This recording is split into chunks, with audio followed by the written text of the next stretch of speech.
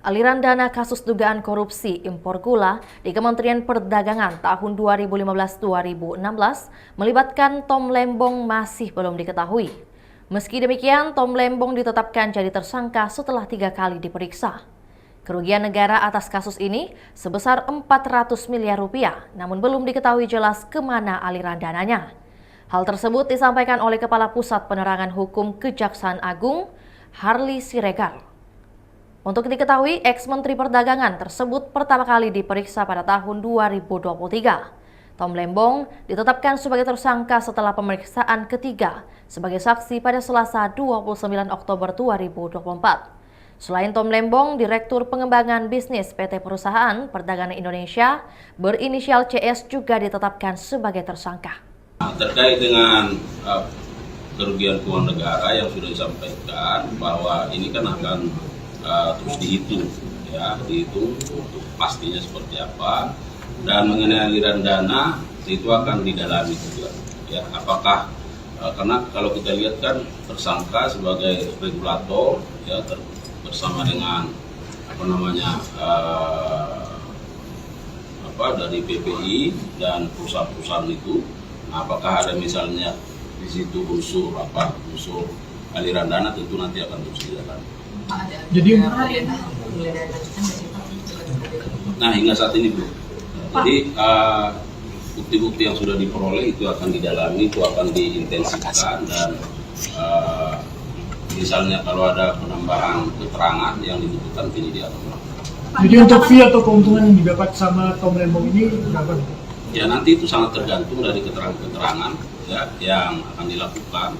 Itu yang saya sebutkan tadi dari beberapa pihak, misalnya dari 8 perusahaan itu, ya kan, dia mendapat keuntungan.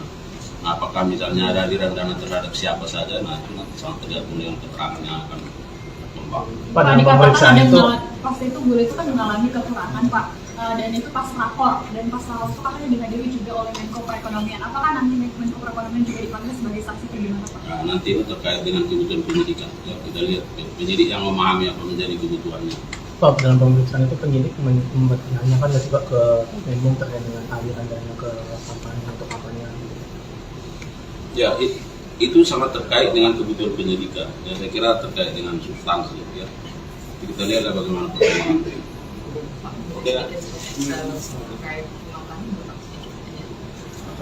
Ini kan baru ada pada Selasa sore tuh bergabung beredar namanya Zahra Tencak. Nah, hasilnya seperti apa dari beredarnya?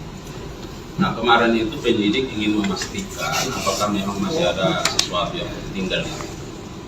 Itu yang mau dipastikan. Ada kemarin kita tanya, ya tidak ada lagi yang tertinggal tadi, terus kan berkembang.